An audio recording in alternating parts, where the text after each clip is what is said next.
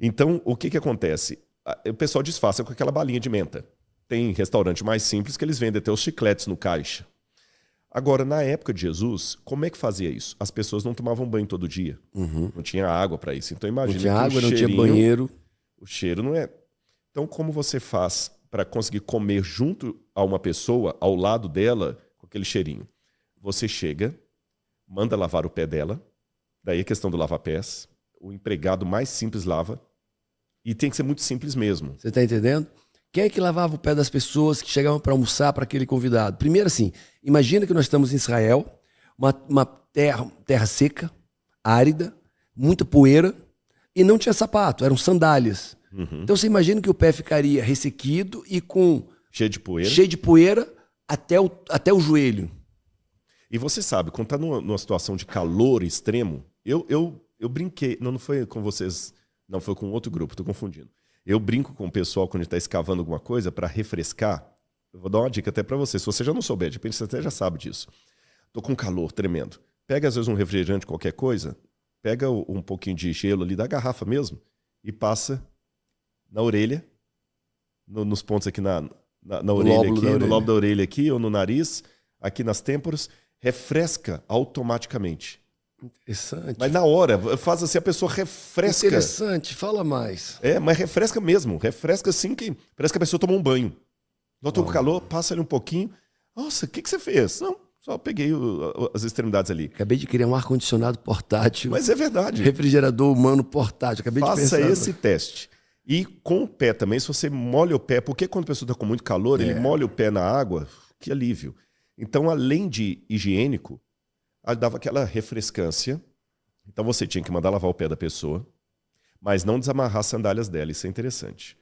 Você tinha que dar um beijo de boas-vindas nela. Um ósculo. Um ósculo. Tinha que pronunciar uma bênção sobre ela. Uau. E tinha que pegar um pouco de azeite perfumado e ungir a cabeça dela. Porque ungindo a cabeça dela, você estaria dizendo para ela: você aqui para mim é como se fosse um rei. Porque quem era ungido era o rei, era o sacerdote, era o profeta. Uau. A unção é símbolo do Espírito Santo. Então eu estou te ungindo, eu estou te tratando como se fosse um rei. Segundo, estou resolvendo o problema do cheirinho, porque era o azeite perfumado. Terceiro, eu estou te tratando como o Messias que há de vir. Porque Messias, em hebraico, Mashiach, significa aquele que é ungido. Lembra o Salmo 23? A promessa de Deus à ovelha? Unges minha cabeça com óleo, o meu cálice transborda. Caraca, eu nunca tinha ligado Essa que é a ligação. Então, Jesus foi à casa de um homem, comer um rico fariseu, e ele não fez nada disso. Chamou Jesus para a refeição, mas não fez o cerimonial de boas-vindas. E dizem que Jesus é bonzinho, tá, gente? Jesus se posiciona de uma maneira tão verdadeira, tão forte quando necessário. É que ele espera a hora de falar, mas ele se posiciona. Jesus é amor, um amor de verdade também, um amor que confronta, um amor que constrange, um amor que desmascara. Você vai ver a história que ele vai contar aqui. Aí, quando estava todo mundo lá, Jesus ficou calado no início. Porque Jesus realmente ele é franco, concorda, assina embaixo, mas ele não é barraqueiro. A diferença do franco e barraqueiro é que, exatamente, a franqueza sem elegância é ser barraqueiro. Jesus ficou calado. A verdade sem amor é agressão. É agressão. Jesus sentou, reclinou, na verdade, que não era sentado como nós estamos aqui, era reclinado à mesa. Daqui a pouquinho, aquele cheiro de nardo. Esse perfume. O nardo custava, você já falou aí, 300 denários. Só para o pessoal entender, a palavra denário, denarium em latim, é da onde vem a palavra dinheiro. A palavra dinheiro que usamos hoje vem de denário. E os italianos falam denaro. Denaro, dinheiro, denário. Você ganhava, em média, 1 denário por dia de trabalho. 1 denário. Às vezes 2, mas 2 era ser um alto salário. Normalmente era 1 denário por dia. Um soldado romano de patente mediana ganhava uns 180 denários por ano. Tá certo? 180 denários por ano. Um pouco daquele perfume, que era o equivalente para encher esse copinho aqui, custavam 300 denários. Eu estou falando de quase 1 ano de trabalho. Aquele cheiro. Gente, sabe o que significa isso? É como você pegar o caviar mais caro do mundo. Aquele caviar assim que... Gente, imagina, São 300 salários mínimos. Hoje seriam Exatamente. 300 salários, um perfume tão caro que custaria 300 salários É mínimos. muito caro. E essa mulher veio com esse Todo perfume mundo sentiu o cheiro, num vaso de alabastro, que já era caro. que já era caro por si. Então, eu tô falando 300 denários o perfume. E sabe Não por que estou eu acho que agregando ela o valor quebrou? Do alabastro. Sabe por que eu acho que ela quebrou? Porque era tão caro que quando se fazia ele, se fazia de uma forma que só poderia abrir se quebrasse. Pode ser, um lacre. Um lacre. Eles colocavam realmente lacre, às vezes com cera de abelha. Sabe a cera da colmeia, não tem aquela cera? Eles colocavam, tinha que ser até a cera da abelha. Detalhe, que isso também era caro. Porque em Israel, 65% do território é desértico. Não tem tanta florada para ter mel para todo lugar. Isso também era raro. Aí, quando ela começou a ungir o pé de Jesus, Ou seja, derramar o perfume de 300 salários. no pé de Jesus. Olha que detalhe. O correto era lavar o pé com água. O perfume era um pouquinho para colocar na cabeça. Literalmente, o que ela estava fazendo era trazer o caviar mais caro do mundo para colocar num sanduíche de alguém que está apenas fazendo um lanche. Você não vai gastar um caviar para uma coisa dessa, por mais excêntrico que seja. Botar o vinho mais caro do mundo na caneca de plástico. E a primeira coisa que me chama a atenção, Jesus aceitou. Então, a primeira lição que eu queria pegar aqui é o paradoxo, não a contradição. O paradoxo. O Jesus que, tempos depois, vai lavar os pés dos discípulos, também aceitou um perfume caríssimo. Tanto é que, nessa hora... Seus pés lavados com perfume caríssimo. Judas Iscariotes, que já roubava do grupo na ocasião, falou o seguinte: era melhor ter vendido esse perfume e dado dinheiro para os pobres. E o evangelista João coloca uma notinha de rodapé, não porque ele estava preocupado com os pobres, porque ele roubava o dinheiro ali. Mas olha o politicamente correto. Esse dinheiro desperdiçado dá para os pobres. Mas vamos pensar um pouquinho... Os outros concordaram. Os outros Eu concordaria. apóstolos concordaram. Eu concordaria. Faz sentido? Faz sentido. Faz sentido. Você está entendendo? Faz sentido. Para que gastar? Se você tiver uma Ferrari que está parada aqui, você tem 3 anos que não usa aqui na garagem, só parada aí, pegando teia de aranha e estragando, porque ninguém dá nenhuma partida nela, eu falaria, Paulo, é melhor vender essa Ferrari aí e usar no projeto lá social, com a minha social, tá uma Ferrari parada, só para ficar parada aí, para quê? Eu sei que é uma Ferrari, mas para quê? Compra uma foto e põe no quadro. Eu concordaria. Mas olha que interessante. Jesus não. Ele aceitou o perfume. Ele aceitou. Ele aceitou. Então, o que eu aprendo desses 2 episódios? Repito, paradoxo não é contradição. Você tem todo o direito de ser ungido com nardo, desde que tenha a disposição para lavar o pé. Uau! Você Entendeu? está entendendo? A Bíblia diz que maior é o que serve. E diz assim, quer ser grande, seja o que sirva. Quer ser o maior de todos, seja o que sirva a todos. Isso também é paradoxo. Que é um paradoxo. Quer ser grande, seja o pequeno. Então, significa que... Como é um paradoxo, orar pelo inimigo. Orar pelo inimigo. Perdoar quem te ofende. Exatamente. Quem te persegue. A própria salvação é um paradoxo, porque quem é salvo não merece. E quem é o inocente foi culpado. Porque Jesus, que é o inocente, que pagou na cruz. Então, olha que interessante. Se Deus me pede para lavar o pé do meu irmão, e ele é o exemplo para mim, por que ele também não pode ser o meu exemplo ao ser honrado com um nardo, um alabastro? Uau. As pessoas só pegam o lava-pés e não pegam outra parte. É verdade. Então eu respeito, porque tem muita dor, às vezes tem muita crença limitante. Respeito no sentido de, às vezes a pessoa não está madura ainda para quebrar algumas crenças e cada um tem o seu espaço, o seu tempo, mas tem que quebrar essa ideia franciscana, nada contra os franciscanos, que Deus soma o pobre, e que não tem nada de... Um elogio ao pobre, uma ode ao pobre, como se pobreza fosse algo bom. Pobreza Virtuoso. não é bom. É algo que acontece, é algo inevitável? É. Por causa de uma mentalidade ruim? É. Mas pobreza não é bom e eu vou te falar isso. Então, mas continua que eu... Então, esse detalhe é interessante. Por que eu só vou pegá-lo como exemplo lavando o pé do pobre e não vou pegá-lo como exemplo recebendo aquele perfume ali? Você está entendendo? Sabe qual é a minha interpretação? Lavar o pé de Jesus com perfume caro, com nardo, é para dizer quem ele é. Um rei, Deus. E o rei era ungido mesmo. E merece isso. E merece isso. E ele sabe que é rei, por isso permitiu. Ele sabe que é Deus e por isso permitiu. Agora ele lava o pé dos discípulos para dizendo que os maiores servem também os menores. Que ser rei, que ser Deus, que ser líder não te tira a missão de resgatar o pobre, quem precisa. Restaurar, resgatar, ajudar. Porque a gente vê nesse mundo que nós vivemos, não, eu sou importante, eu tenho dinheiro, eu não faço isso. Eu não vou para o instituto com crianças pobres porque eu sou rico. Eu não vou botar o canto porque eu sou muito importante, eu sou famoso. Cara, Jesus, sendo Deus, lavou o pé dos discípulos. E tem muita gente arrogante e prepotente porque tem um punhadinho de dinheiro, ou um punhadinho de currículo, ou um punhadinho de fama, ou um punhadinho de seguidores, se achando melhor do que as pessoas, e não se dispõe a ajudar, a servir, resgatar, amar, curar, alimentar, vestir, porque tem um punhadinho bobo de dinheiro, tem um punhadinho bobo de fama, de seguidores, do que quer que seja. Ou quando faz só por... fugiu a palavra. Hipocrisia. Marketing. Faz por marketing. Assim, ele pode até ir no pobre, mas assim, ele vai lá e faz Gente, eu estou aqui agora ajudando a distribuir essas cestas básicas e tudo mais, que legal e tudo. Fechou o marketing, fechou o celular, ele volta e nem cumprimenta o porteiro do prédio dele. É isso. O que Jesus está mostrando? Aqui, Paulo, até me permita com muita ousadia, mas pela Bíblia entrar um pouquinho na sua área, que essa área é sua, não é minha. Eu tenho essa consciência.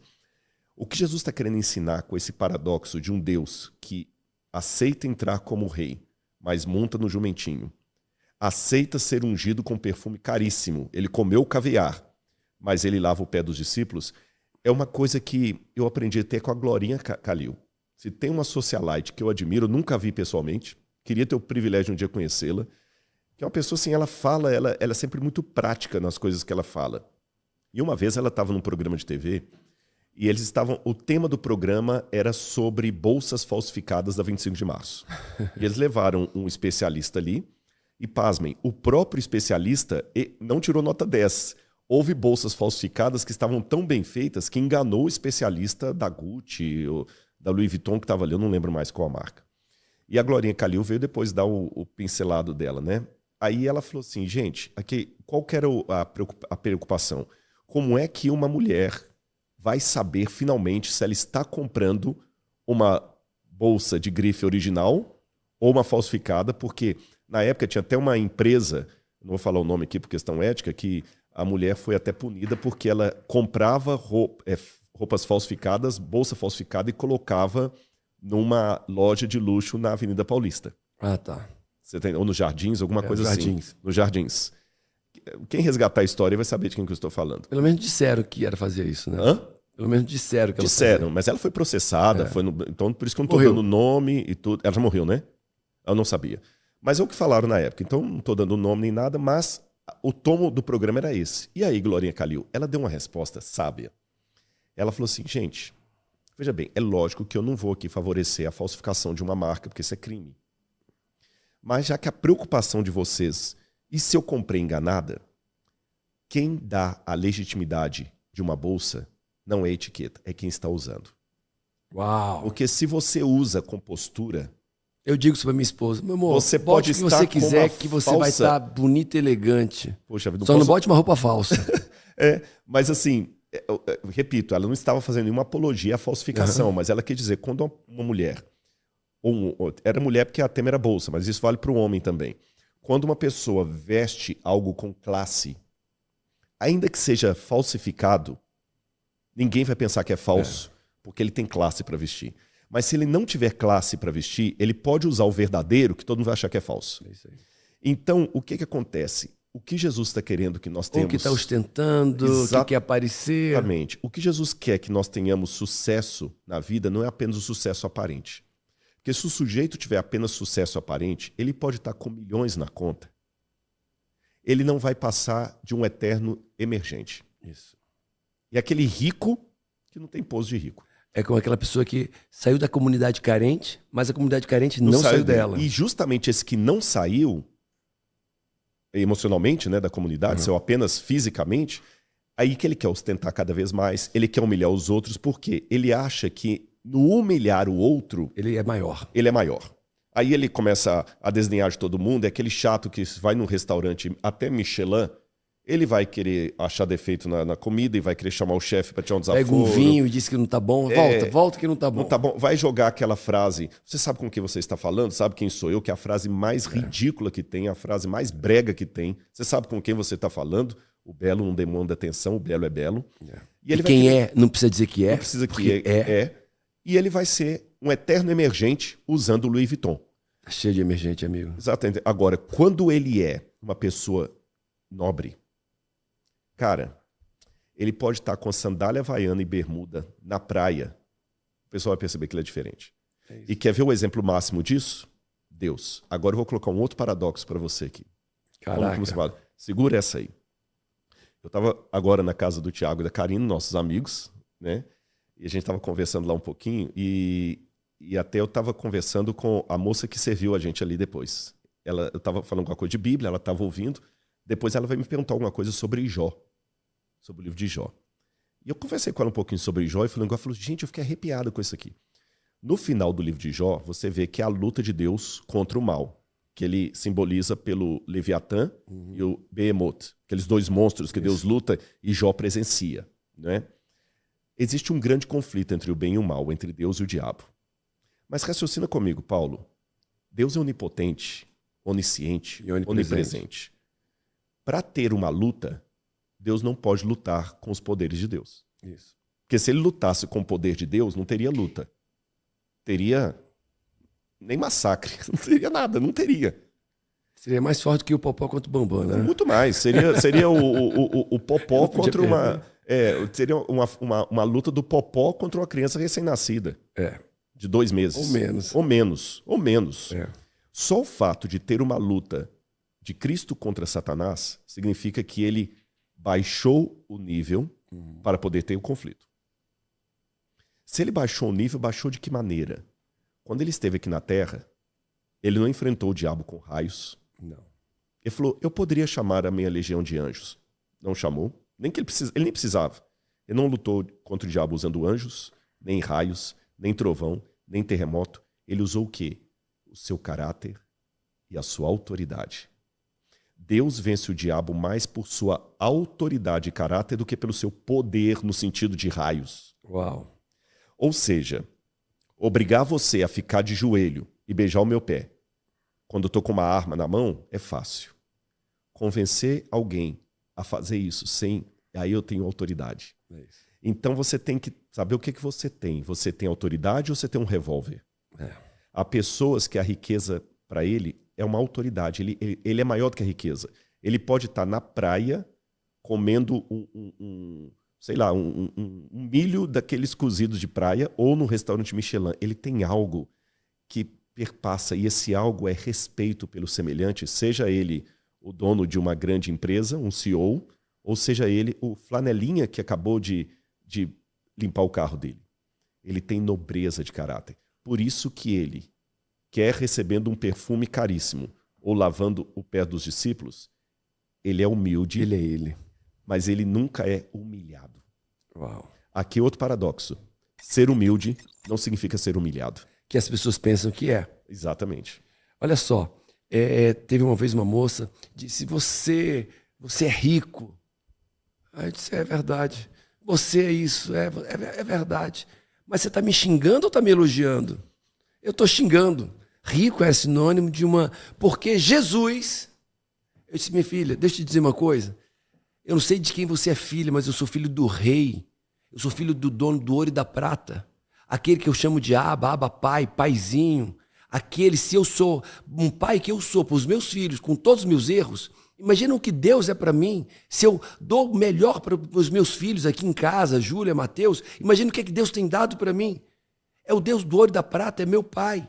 E o filho dele, o mais legítimo de todos, diz assim, eu vim para que tenham vida e vida é abundância. Abundância quer dizer transbordar, quer dizer mais do que o suficiente. Abundar, abundar é sobrar, é jorrar, sobrou.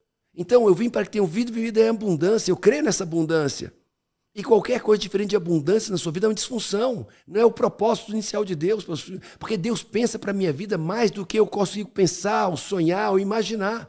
Deus quer mais para mim, Deus tem sonhos para mim, Deus criou um propósito para mim antes de eu ser formado. E você está dizendo que eu tenho que ser medíocre?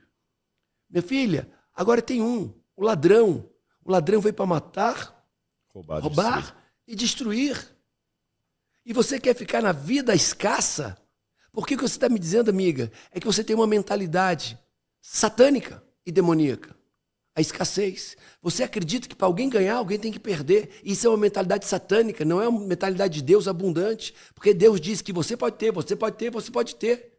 E se não tem, não é por causa da dinâmica, é por causa de você que não tem. Porque você não entendeu quem você é em Cristo. Filha do Rei, filha do Deus, do dono do ouro e da prata. Aquele que criou o tempo, que criou o universo, que me criou, mas não apenas me criou, me deu o direito de ser filha dele, filho dele. E as pessoas não entendem isso. E aceitam a mediocridade, ficam buscando filigranas na Bíblia, nas Escrituras, para justificar a sua mediocridade, a sua incompetência de prosperidade. É porque isso dá um conforto, né?